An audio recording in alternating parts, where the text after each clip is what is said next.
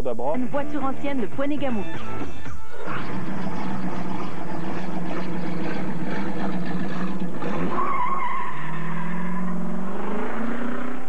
Cette semaine à l'Authentique, on vous présente la Trans-Am 1969.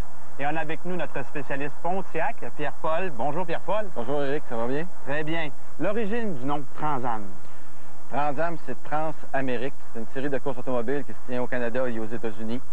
Il faut dire qu'en 69, lorsqu'ils ont fait le modèle, ils pensaient trouver un nom qui accrochait. Donc, ils ont choisi ce nom-là, mais sans penser que le nom appartenait à la SCCA. Donc, le nom appartenait pas à Pontiac? Pas du tout. Ils ont été obligés de payer une royauté à SCCA pour pouvoir utiliser le nom. Donc, à ce moment-là, 5 $ par auto. On s'est dit, bon, on en fait peut-être 1 000, ça fait 5 000 $, mais il faut penser qu'en 79, ils en ont produit au-dessus de 100 000, ce qui fait 500 000 $. Donc, la facture était pas mal plus élevée en 79. Pour ce prix-là, il aurait acheté toute l'association de départ. Donc, Pontiac ne pensait pas avoir un si grand succès avec sa voiture lorsqu'ils ont pris les ententes. C'est-à-dire qu'ils espéraient avoir un succès, avoir un High Performance Street Machine, c'est ce qu'ils ont fait, sauf que ça allait dépasser leur espoir. On a la chance d'avoir avec nous aujourd'hui une Pontiac, le même modèle, mais 30 ans plus tard. Puis on a beaucoup de similitudes entre les deux modèles, Pierre-Paul. Effectivement. Les similitudes sont au niveau du capot, les prises d'air sur le capot. On a aussi au niveau des ailes, on a les sorties d'air sur les ailes et aussi sur l'aileron arrière qu'on retrouve sur le capot. Pierre-Paul, on a sous le capot un V8, bien sûr, 404 barils. Est-ce qu'il y avait d'autres moteurs disponibles dans ce modèle-là? Oui, dans la Trans-Am, il y avait 2 moteurs disponibles, le 400 Ramer 3 et le 400 Ramer 4. Le 400 Ramer 3 développait 335 forces, le Ramer 4, 345 forces. Quel cas notre véhicule qu'on a ici présentement? Ramer 3, 335. Est-ce que le moteur avait d'autres choses d'exceptionnelles cette année-là? Bien, ce qui avait surtout des caractéristiques, c'est d'avoir un arbre à cam un peu plus haute, si on veut. OK. Et aussi le système d'échappement, avec des manifolds qu'on appelle un peu plus gros. Et le système d'échappement plus gros aussi. On va-tu faire une petite balade, Pierre-Paul? Yes, sir!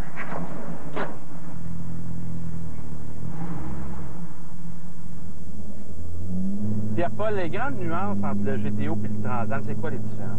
En fait, la différence n'est pas très importante parce que les concepteurs du Trans-Am sont les mêmes qui ont fait le GTO Judge plus tôt dans l'année. En décembre 68, on conçut le Judge et ensuite, en mars 69, on conduit le Trans-Am. Donc, on retrouve le même esprit. Si on parle des spoilers en arrière ou du hood, ce sont le même esprit. Donc, les deux équipes n'ont pas travaillé de façon différente, là. Non, ce sont les mêmes équipes avec le même pensée, la même philosophie. Et en fait, c'est qu'en quelque part, le Firebird est un plus petit body encore que le GTO. Carrosserie beaucoup plus petite que l'autre. Exactement. Sauf qu'on gardait sensiblement la même mécanique. Et ce qui est quelque chose à noter, c'est que le même moteur dans un Firebird pouvait développer 335 forces et dans un GTO, 366 forces, juste à cause de la loi non écrite de GM qui disait une force par 10 livres. Donc, l'auto pesait 3400 livres, 335, 340 forces. Si l'auto pesait 3700 livres, on pouvait même aller jusqu'à 370 forces.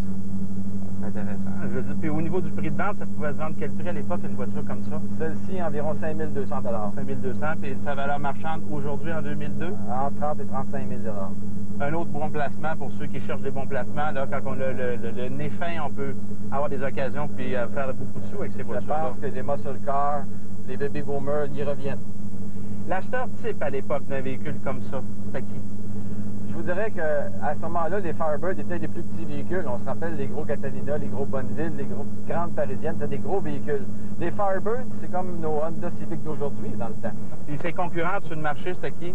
Dans le même segment? Dans le même segment, dans la même compagnie, il y avait Camaro.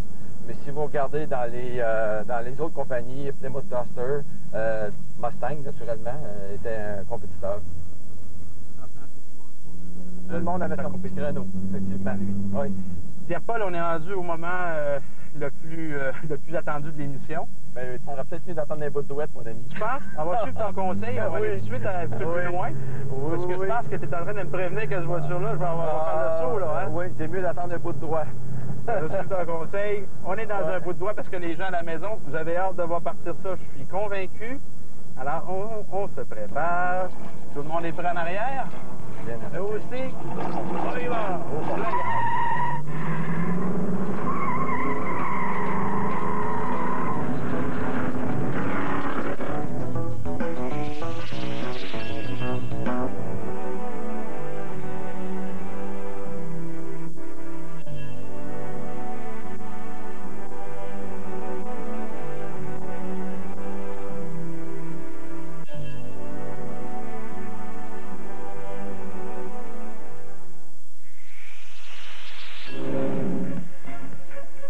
Aujourd'hui, nous vous présentons une vedette du cinéma américain, la DeLorean, qui avait tenu le premier rôle dans le film Back to the Future.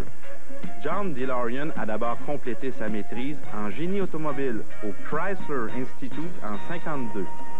Après ses études, il travaille chez Packard et GM. Il est d'ailleurs le père de la Pontiac GTO. En 1973, il quitte GM qui le payait 600 000 $ par an. Il voulait fabriquer ses propres voitures selon ses critères de fiabilité, de sécurité et de durabilité. Il part alors à la recherche de personnes ressources et d'investisseurs. Finalement, c'est au Royaume-Uni qu'on lui offre les meilleures subventions et les meilleures conditions.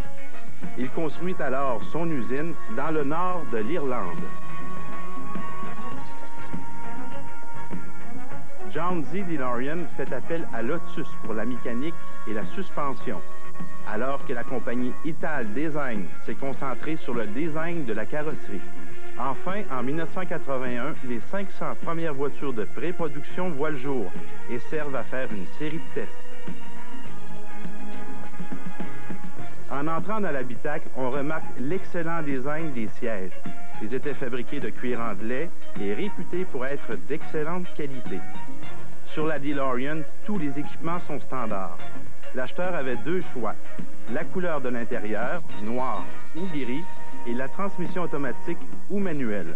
Tout le reste, les 4 freins à disque, l'air climatisé, les vitres et serrures électriques, le volant ajustable, tout était standard sur le véhicule. M. DeLorean était avant-gardiste. Il avait prévu un tableau de bord digital et un coussin gonflable dans le volant en 1980. Pour des questions de coût, il dut abandonner son idée. La DeLorean était propulsée par un V6 de 2,8 litres de 135 chevaux. Le moteur était conçu par Peugeot, Renault et Volvo. Le bloc et les têtes étaient faits d'aluminium. Selon la compagnie DeLorean, la voiture pouvait atteindre les 60 000 à l'heure en 9 secondes. Même si les performances étaient honnêtes, elles ne correspondaient pas au caractère ultra sportif et moderne du véhicule. Pour régler cette lacune, M. DeLorean a fait rajouter sur le même moteur 2 turbos. Elle devenait ainsi une des voitures de production les plus rapides sur le marché, avec un 0,60 000 à l'heure en 4,7 secondes. Malheureusement, une seule voiture biturbo est sortie de l'usine. Afin de bien supporter le poids du moteur et améliorer l'adhérence du véhicule, la DeLorean était chaussée sur des pneus de 15 pouces à l'arrière et de 14 pouces à l'avant. À l'origine, la DeLorean devait se vendre 12 000 $ sur le marché américain. Mais avec l'accumulation des problèmes, des grèves et l'augmentation du prix des matériaux, le développement a pris beaucoup plus de temps que prévu. Enfin, la voiture qui devait se vendre 12 000 US a finalement vu son prix plus que doubler pour se vendre à 29 825 $. Les portes s'ouvrent grâce à 2 systèmes complémentaires. Lorsqu'on ouvre la porte, c'est la barre de torsion qui la fait soulever jusqu'à un certain point et après, un amortisseur prend la relève et la retient. Cette configuration s'appelle porte en aile de mouette. La voiture était très basse. Elle donne l'impression d'avoir un habitacle restreint. Or, John DeLorean était un homme qui mesurait 6 pieds et 5 pouces. Il était donc important pour lui de concevoir un habitacle où il pouvait s'installer confortablement. Son design permettait une position ergonomique pour des personnes de toute taille. La carrosserie était faite entièrement d'acier inoxydable pour sa durabilité. Nous voici bien installés et prêts à faire un voyage dans le temps. Nous retournons en 1982 pour bien comprendre ce qui s'est vraiment passé dans l'affaire DeLorean. En 1982, l'usine se retrouve avec des problèmes de liquidité parce que le gouvernement britannique ne voulait plus renouveler les subventions. Il n'abandonne pas. Il retourne aux États-Unis et part à la recherche de nouveaux investisseurs. C'est pendant cette période que la vie de DeLorean va basculer pour toujours. Le FBI le surprend dans une chambre d'hôtel pendant une transaction de cocaïne. Les gens se souviendront surtout de cette période noire qui a détruit sa réputation à tout jamais. Par la suite, il a été démontré que M. DeLorean avait été attiré dans un piège. Il a été blanchi, mais le mal avait été fait.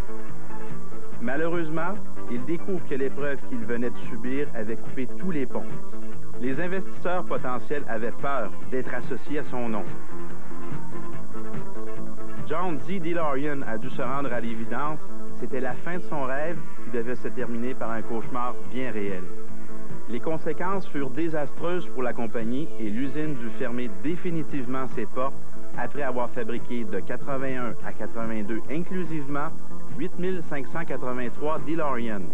Ainsi, une autre page de l'histoire de l'automobile était tournée. Par le Musée du Domaine, Voitures anciennes, Poinet-Gamouk et ses partenaires.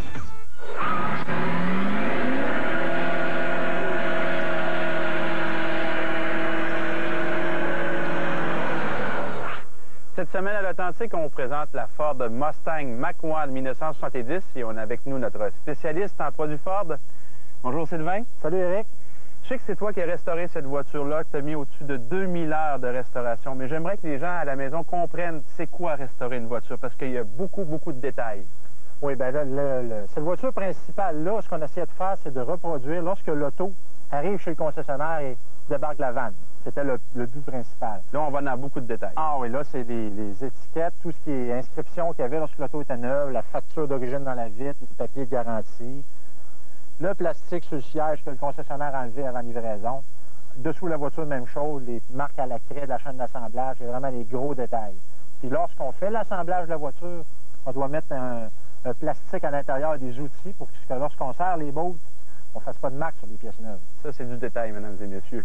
Je sais avoir encore plus loin que ça, tu me dis ça. Ça finit plus. À un moment donné, c'est dans le freinage, toutes les pièces avec les marques d'inspection. C'est vraiment des détails minutieux, puis ça prend... On a eu environ 4 ans de recherche sur cette voiture-là, du fait qu'elle est faite à San Jose, en Californie, mais on n'a pas les connaissances de ces voitures-là. On a contacté du monde en Californie pour savoir de quelle façon était fait là-bas pour reproduire la même chose. Donc, c'est complètement identique au produit lorsqu'il sortait du camion pour rentrer chez le concessionnaire. Oui, puis de plus que cette restauration-là, ça fonctionne sur un système de pointage, donc on est sur 800 points. On doit être le plus près possible de ce qui est authentique. Cette voiture-là est à 778 points. C'est très près. Dans ce domaine-là, c'est la 6e qu'on peut dire au pointage au monde. Au monde, parce qu'il faut comprendre que plus on met la voiture belle, plus on perd des points. Donc, il faut faire les mêmes erreurs que Ford. Finalement, il faut faire des produits un peu plus bruts que finis à perfection. Oui. Au niveau mécanique, Ford offrait une panoplie de moteurs en 70. Oui. Oh, pour l'ouverture du capot, c'est pas standard, ça. Non, ça ici, c'est nouveau de l'année 1970. C'est disponible seulement sur les Mach-1. Ah, oui, plus efficace. Oui. C'est quoi les moteurs qu'on offrait aux gens en 70? Bien, ça partait du 6 cylindres à les virer jusqu'au 428 pouces cubes. Donc, il y a le 6 cylindres, le 302, le 351 Windsor, le 351 Cleveland, le 428 Cobra Jet. Puis, dans d'autres modèles de carrosserie, il y avait le Boss 302 et le Boss 429. Donc, le client avait vraiment le choix. Là. Ah oui, c'était énorme cette année-là. La nuance entre Cleveland et Windsor, pour ceux qui connaissent vraiment ce type de véhicule-là, c'est quoi les grandes différences au point de vue mécanique? Vitement fait, on pourrait dire que le 351 Cleveland est plus gros, mais pas nécessairement plus fort. C'est juste une configuration différente du moteur. Le moteur est arrivé en janvier 70, donc il a remplacé le 351 Windsor, mais si on parle techniquement parlant, les tailles sont plus grosses sur un 351 Cleveland, donc plus de possibilités au niveau potentiel. D'ailleurs, utilisé par les courseurs plus tard pour faire des moteurs modifiés. 351 Cleveland était la source même avec les grosses valves. Là. Un meilleur potentiel pour la course automobile. Oui. Regardez, on parlait de détails tout à l'heure, on parlait de détails au niveau de la restauration. On en a un autre sous le capot ici. Oui. C'est une anecdote qui vient avec ça. Hein? Oui, c'est que lorsqu'on a fait faire, il y a le nom d'inscrit de la personne de la chaîne d'assemblage qui vérifie la peinture à San Jose, en Californie. Pour faire la même grosseur de temple, lorsqu'on devait voir le sous-traitant pour le faire, on était obligé de faire reprendre les tempes parce que lorsqu'on l'écrasait, pour écrire le nom de la personne, les caractères étaient trop gros. On a fait reprendre les tempes pour que lorsqu'on l'écrase, elle devienne à bonne grosseur. C'est très minutieux dans ces détails-là. Et ça, c'est du détail, mesdames et messieurs. Est-ce qu'on pourrait aller faire une petite balade ensemble? Certainement. Je pense que je vais conduire ce coup-là. Président. Merci.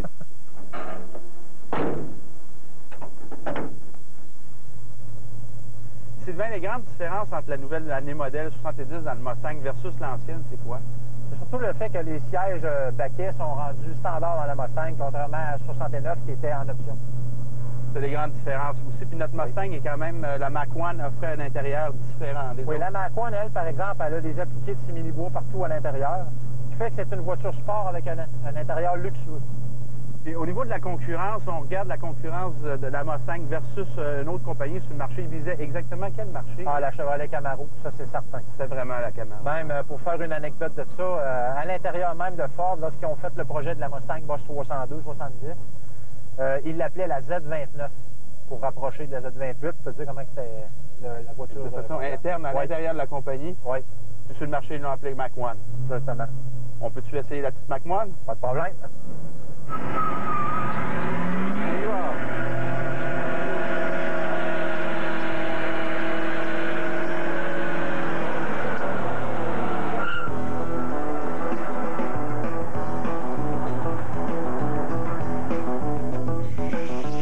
Par le Musée du Domaine, voitures anciennes, Poinet-Gamouk et ses partenaires.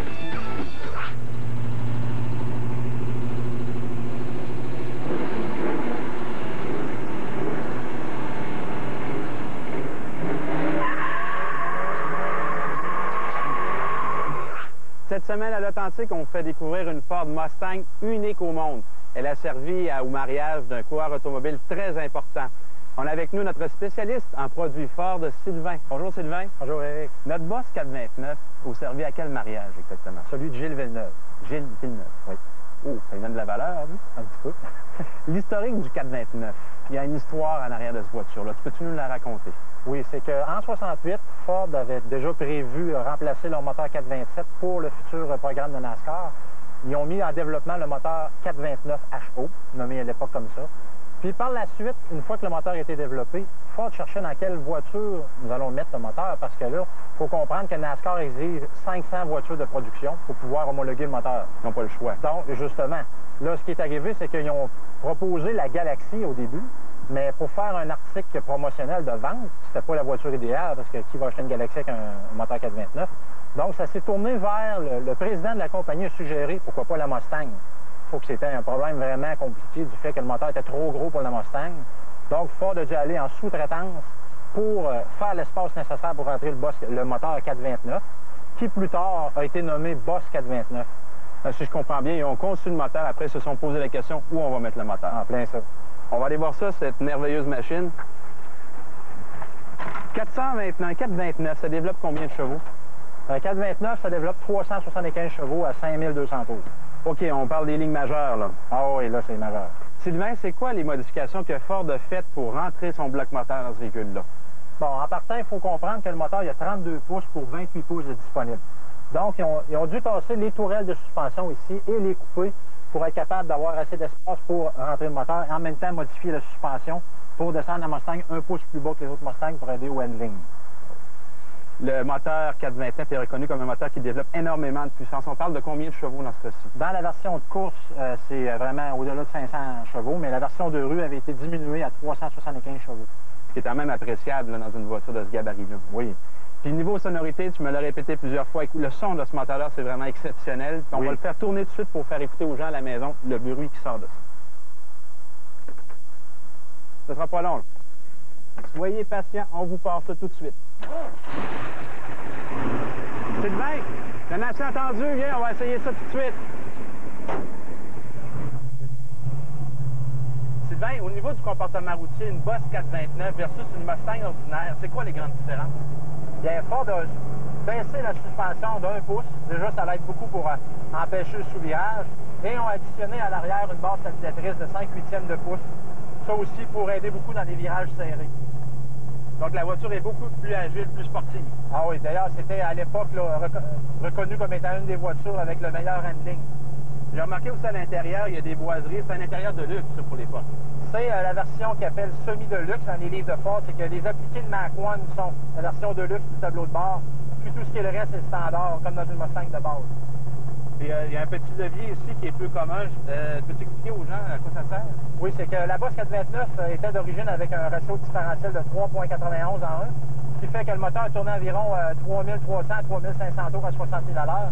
Puis le propriétaire qui avait la voiture avant a fait installer un peu un genre overdrive sur le différentiel arrière, puis en appuyant sur ce levier-là, On change le ratio différentiel en roulant à 2,78, donc le moteur descend aux alentours de 2000 tours.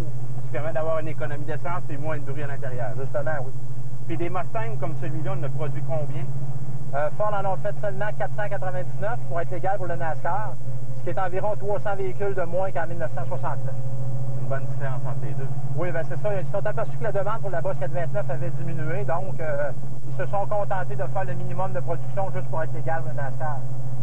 Hey Sylvain, on a fait le tour du véhicule. On peut-tu l'essayer comme faut? Ben oui, j'aime pas. Hey, à la maison, c'est pas tous les jours qu'on a la chance de rouler le véhicule où Gilles Villeneuve s'est marié. On va le faire avec vous. OK, tout le monde est prêt?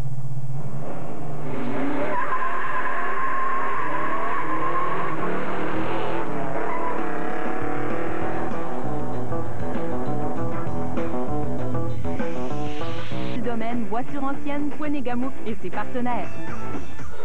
Cette semaine à l'Authentique, on vous présente la Pontiac GTO 71. Mais attention, avec un 7,3 litres, s'il vous plaît. On a avec nous notre spécialiste Pontiac, Pierre-Paul. Salut Pierre-Paul. Bonjour. GTO, c'est une légende. Peux-tu nous raconter un peu l'histoire? Oui, la légende de GTO commence en 1964. Il y a deux personnes de chez GM qui ont reçu une note disant « No more race », plus de course.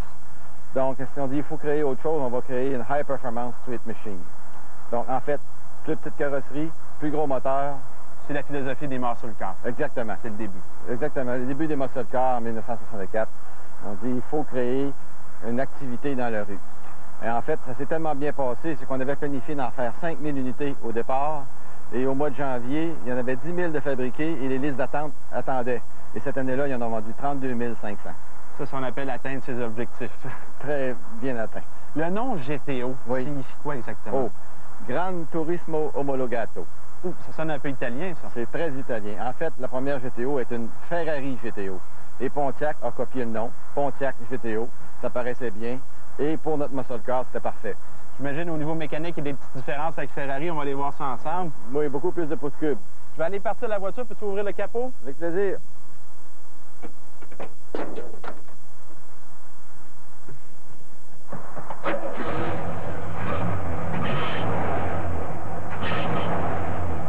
On a sous le capot un 455 pouces cubes 4 barils. C'est bien ça? Big block, monsieur. Pourquoi en 71, ils ont créé le 455 pouces cubes? En 71, on avait baissé le taux de compression à cause des normes anti-pollution. Donc, il y avait de l'essence sans plomb maintenant. Donc, il fallait grossir de pouces cubes pour garder le même nombre de forces. Pour rappeler aux gens que ces voitures-là fonctionnaient sur le rouge, hein? Au départ, oui. Maintenant, on pouvait même mettre du jaune. Mais à ce moment-là, il fallait vraiment baisser le taux de compression. À cause de l'avenue du sans plomb. Exactement. C'est un moteur également qui développe beaucoup de chevaux. Oui, 335 forces avec un carburateur 4 quarts, 750 CFM. La transmission est aussi exceptionnelle. On parle d'une 400.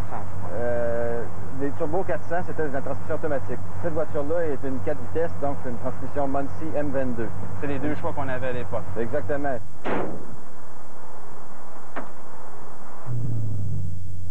Pierre-Paul, un GTO comme ça se vendait combien à l'époque? Entre 5 500 et 6 200 $. Et aujourd'hui, ça vaut combien sur le marché?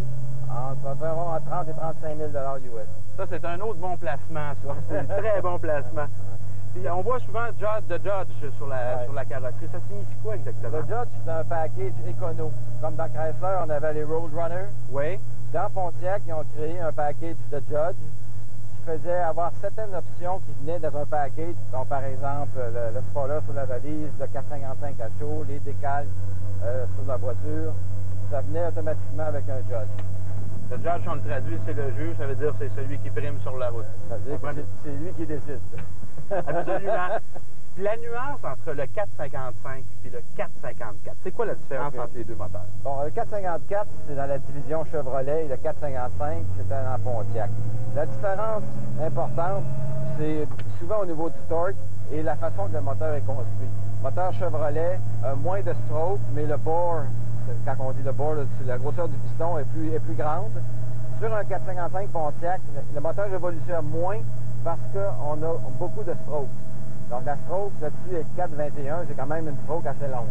Donc beaucoup de coupes. La philosophie des deux compagnies est complètement différente. Complètement différente. Chevrolet a toujours été plus fort en révolution, Pontiac beaucoup plus soccer. C'est lequel des deux moteurs qui était le plus apprécié des amateurs à l'époque? Je vous dirais que des gens qui ont déjà eu un moteur Chevrolet, habitués de faire révolutionner, lorsqu'ils arrivaient avec un Pontiac, trouvaient que ça manquait de révolution. Et souvent, ce qui arrivait, c'est qu'étant donné qu'un Pontiac avait des mains assez importantes, sautait les moteurs sur le crank parce qu'il faisait trop tourner le moteur. C'était à répétition, il y avait des problèmes à répétition. Surtout les gens qui ont eu des small blocks Chevrolet qui pouvaient révolutionner beaucoup. Lorsqu'ils arrivaient sur un moteur plus torqueur, ils trouvaient justement que la sensation était importante à bas régime, mais à haut régime, qu'on n'avait plus rien. Et c'est un peu le problème. Pierre-Paul, à Autostop, on a une tradition maintenant. On essaie les voitures. Je peux savoir l'autorisation d'essayer celle-là? Faites-le donc, Tu vois, tout le monde est prêt? On y va.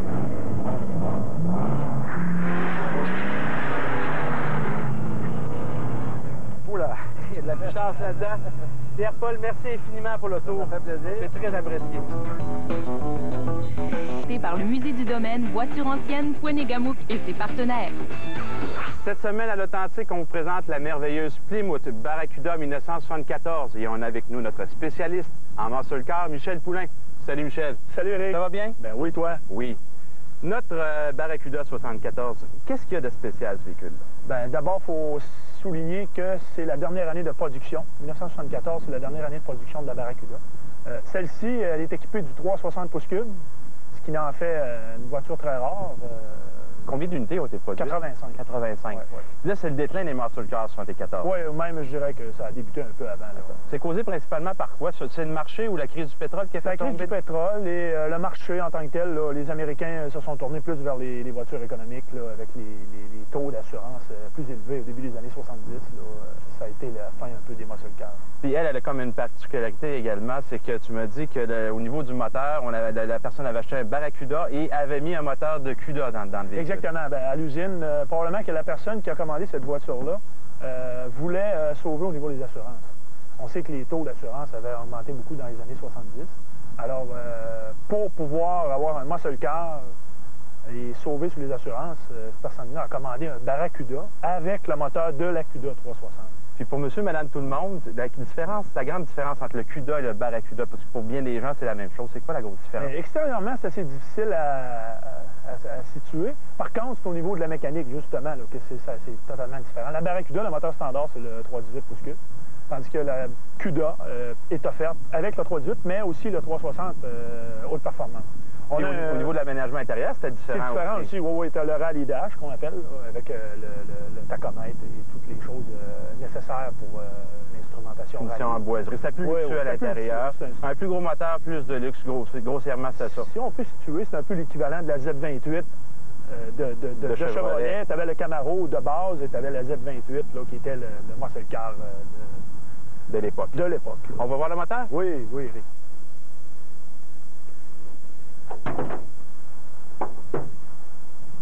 Wow, monsieur, c'est comme neuf, ça? Un 360. C'est quoi les choix de moteur qu'on avait en 74 pour Barracuda? Tu avais deux moteurs disponibles, le 318 pouces cubes, le vénérable 318, fameux 318 qui était éternel, et le 360 haute performance, comme lui, là, code E58. Donc le 360, on l'avait principalement standard dans le CUDA, puis on l'avait en option dans le Barracuda. C'est bien ça? C'est ça, exactement. Ça développe combien de chevaux? Ça développe 245 HP. 245 HP. Ça, c'est accouplé à une transmission qui est automatique dans ce cas-ci. Automatique 727, oui. Puis on avait-tu le choix de la manuelle ou on avait juste seulement que le... On pouvait avoir manuel. Manuel, c'est plus rare aussi. 4 vitesses. 4 vitesses avec un shifter pistol grip, 74. C'est la dernière année d'ailleurs. Le pistol grip que tu nous dis, c'est ça, c'est un shifter en forme de pistolet tout simplement. C'est ça, exactement. Hein? C'est le design là, de Hertz qui a été fait à l'époque. Puis là, on a un 4 barils, hein, c'est bien ça? Oui, c'est ça. Un beau 4 barils, parce qu'il y a bien des gens qui ne connaissent pas les 4 barils, parce qu'on est habitué aux injections aujourd'hui. Un quadruple quart, ça veut dire que notre véhicule prenait de l'air soit par le double. Lorsqu'on y en demandait plus, il allait ouvrir le 4e quart. Exactement. Bien ça, hein? Exactement. On va aller partir ça pour entendre le son de cette merveilleuse petite voiture. On fait-tu tourner ça un peu? C'est fait pour ça, Eric. Yes, sir.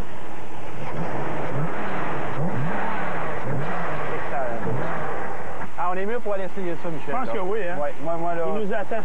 Je suis rendu à cette étape-là, là. Michel, le Barracuda, c'est une belle histoire pour Chrysler. C'est une réussite? Non, pas vraiment.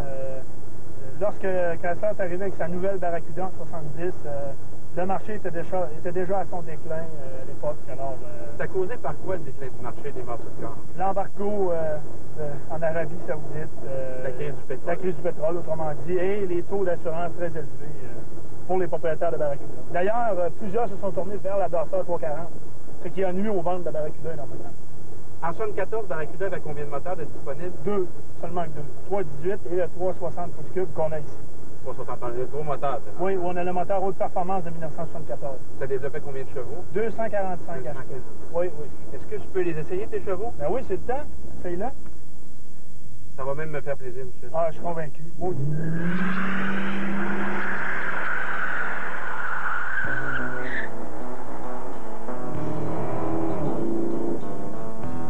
Qu'en penses-tu? Super, splendide. Merci encore. Ça fait plaisir. De ce qu'on a déjà vu. Oui, on a des RT, il y a des Challenger de base, mais là, on a un TA pour Transamerica. On parle d'un moteur ici vraiment surchargé, un 340 pouces cubes qui développe 290 HP avec le 6-pack, mais le 6-pack a été modifié et c'est ce qu'on va découvrir ensemble lors de notre émission. Oh yes! En attendant... Alors, on est en compagnie de M. Frenette qui, aujourd'hui, je veux dire, je suis privilégié parce qu'on est vraiment avec le bébé à M. Frenette.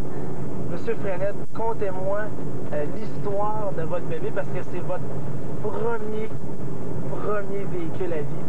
C'est un char que j'ai vu dans le showroom, puis je suis tombé en amour avec, alors je l'ai acheté la fin de 70. J'étais mécanicien dans le temps, apprenti mécano. C'est votre métier, vous êtes mécanicien de métier. C'est ça, mécanicien de métier. Puis à partir de là, ben, j'ai acheté la voiture. Et puis après ça, ben, j'en voyais pas beaucoup de TA. Je voyais beaucoup de RT, mais pas beaucoup de TA. Fait qu'en étant TA, ben, on sait que c'est un 340 avec 3 carburateurs 2 barils. C'est le 6-pack. Et le 6-pack, on parle pas d'un 6-pack de Coors Light. On parle de la carburation des barils là, ici, mais c'est pas pareil. Qui développait 290 HP. Il y avait 290 forces. Standard. Lui, il est automatique slapstick, ce qui veut dire que c'était une transmission avec laquelle on pouvait faire du drive. Donc à 3 rapports? À 3 rapports. Avec overdrive? Non. Non, il n'y avait pas d'overdrive. Il y avait 3 rapports. Mais slapstick, c'était sur le bras, justement ici, que tu peux pas passer tout droit. Je peux vous en faire une petite démonstration. On pourrait l'essayer dans le fond, voir tiens, regarde, vois-tu? La compression. Là, on est en deuxième. OK, supposons que je drive, je starte avec. Je peux pas aller plus loin que le drive, Gabin. Il est au drive. Je peux pas passer tout droit. Donc, excellent. On commence première, deuxième, puis si on arrive à troisième, ça barre là. C'est ça. On passera pas au neuf. Je passerai jamais au neuf. On peut-il l'essayer, voir? Oui, bien sûr. Montrer aux gens première, deuxième, troisième, parce que juste avec la compression que vous venez de me faire, le petit son de compression, je pense qu'on a quelque chose entre les mains d'assez exceptionnel. Alors, on est parti. Fait qu'on décolle. Quand on dit slapstick, c'est ça. Là, je peux pas aller en troisième si je fais pas ça. Et voilà. Fait que là, je peux pas aller au neutre, c'est impossible. Donc, cette protection, dans le fond. Cette protection. Parce que souvent, on pouvait briser soit la transmission ou le moteur parce qu'on passait tout droit. Puis ça donnait des coups sur le différentiel, puis on revenait. Et voilà. Donc, tout le souci du détail, c'est des petits détails comme ça qui font que vraiment, ces voitures-là étaient conçues pour l'accélération. On se le cachera pas. Ben, c'était conçu pour la course. Transam, c'est transaméricaine, c'est ça que ça veut dire. Et puis, il en était venu 500 au Canada. Il y a 530 TA qui sont venus au Canada. Alors, imaginez-vous, vous êtes un des rares encore à l'avoir aujourd'hui. En connaissez-vous? Oui, j'en connais d'autres, là. C'est des autos qui ont été restaurées, bien sûr, mais j'en connais 4 présentement. Est-ce qu'ils sont hors l'original comme la vôtre? Ils sont toutes originales.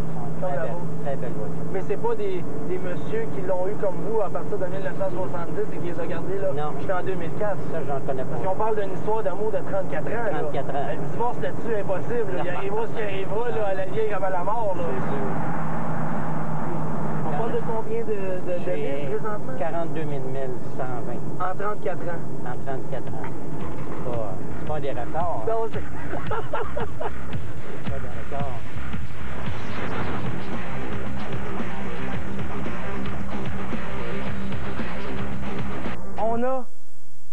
niveau du tuyau d'échappement, vraiment axé sur le look racing, avec des tuyaux d'échappement chromés. Plusieurs personnes pensent que ça a été rajouté, mais vraiment, Dodge l'offrait de compagnie dans ces années-là. Ensuite, on retrouve la stripe vraiment noire sur le fond jaune-orange, car le véhicule était de cette couleur-là à l'époque. Elle était offerte aussi dans deux autres couleurs, dans le vert et dans le purple. Donc, on parle du modèle TA pour Transamerica. C'est un 340 6-pack. Le 6-pack, comme je vous l'ai dit tout à l'heure, c'est vraiment pas pour le 6-pack de Coors Light, c'est vraiment pour le 6 barils. Et M. Frenette nous a offert un petit spécial, car M. Frenette a modifié l'entrée pour ses barils et il passe du 2 au 6 barils avec un mécanisme que lui-même a conçu. Donc, vous allez pouvoir constater l'avantage de ce mécanisme lors de l'accélération en fin d'émission. Ensuite de ça, on y va avec les pneus. Les pneus qu'on voit présentement sur ce véhicule ne sont pas les pneus d'origine. M. Frenette, on parlait en 1970 de quelle sorte de pneus et surtout les grandeurs. Sur ce modèle-là, il se retrouvait le G75 arrière et le E75 avant, du polyglace. C'était du polyglace, donc vraiment, vraiment loin de ce qu'on retrouve de la technologie des années 2000. Et maintenant, on va vous montrer la motorisation de ce merveilleux V8. Pendant que M. Frenette ouvre le capot, vous pouvez remarquer avec moi le look vraiment muscle, le look sport à l'avant avec le scoop et le capot finalement en fibre qui était vraiment unique au modèle TA. C'est ça. Alors on y va, M. Frenette, avec, comme on dit, le cœur de votre bébé, qui est un 6-pack 340. Je veux dire, c'est vraiment un moteur fait pour les performances à l'époque. C'est vraiment incroyable. On passe sur le quart de mille en 14,5 secondes avec une accélération. On parle sur le quart de mille, on peut atteindre 100 000 à l'heure. Vous avez eu un versus, dans le fond, avant modification. On parlait avant modification d'un 0-100 en 5,9 secondes. Et vous, sur le quart de mille, grâce à votre modification avec votre 6-pack modifié, on parle de combien vous avez fait sur le quart de mille? 14 flats. 14 flats. Donc, vous allez chercher une demi-seconde juste avec le fameux temps de réaction. De réaction. Ce qui était vraiment important au niveau du drag, c'est le temps de réaction. Ça consiste en un 340 avec 3 carburateurs Holley 2 barils. On parlait aussi d'options comme des moteurs. On allait jusqu'à dans le 440 6-pack. On avait du 420 semi. On avait une gamme assez élaborée. Donc, c'était vraiment pour la puissance et vraiment pour des accélérations rapides. C'était des autos conçues vraiment pour la course. Le véhicule qu'on a présentement est évalué à environ 60 000 $, on ne se trompe pas. Et M. Frenette me faisait peur qu'il a refusé de la bouche même de M. John Scotty, lui-même en personne, 52 000 $. C'est bien ça, M. Frenette? Ça, c'est plus une question d'argent, en tout cas, M. Frenette. L'argent, c'est, comme on dit, c'est facultatif. C'est ça, hein? On ne vend pas nos bébés, hein? Non, ben c'est ça. Puis j'ai fait aussi du drive. J'ai fait 5-6 programmes de drive la première année. C'est pour ça que j'avais posé mon RPM. Pour moi, c'était important. Puis j'avais fait une modification qui est toujours là. Parce que en étant automatique, je ne pouvais pas avoir la pleine puissance dessus. Fait que ce que j'ai fait, parce qu'en ayant 6 barils, quand je pesais sur le gaz, ça faisait comme mourir le moteur. Fait que ce que j'ai fait, j'ai enlevé 2 carburateurs 4 barils que j'ai mis manuel ici.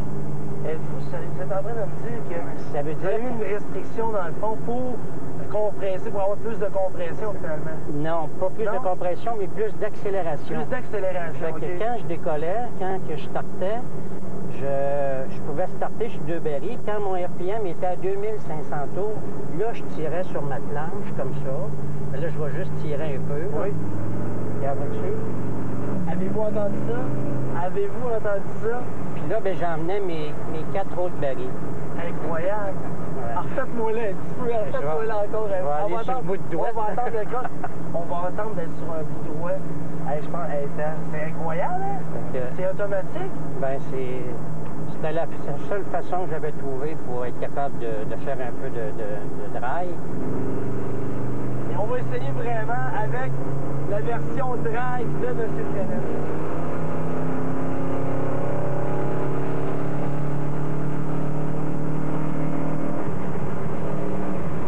Incroyable. La différence, on la sent, c'est automatique. C'est incroyable.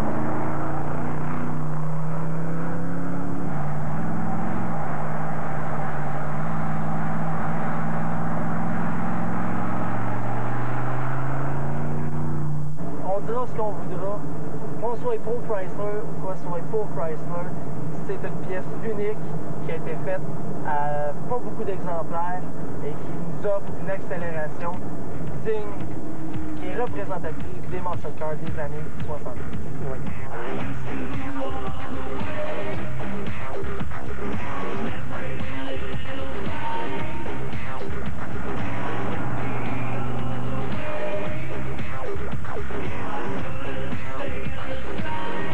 Automania dans 2 minutes. Je pense qu'on a pu découvrir ce modèle exceptionnel-là avec un artisan aussi exceptionnel.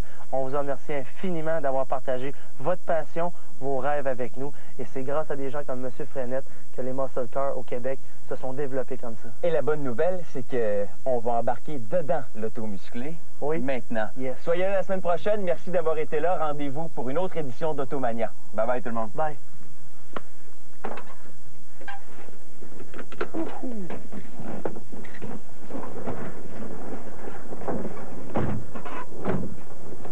On part. On fait la même affaire.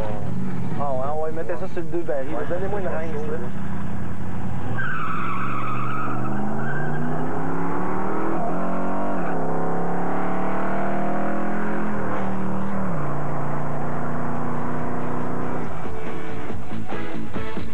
Automania vous a été présenté par Napa Pièces d'auto. Napa, faites le...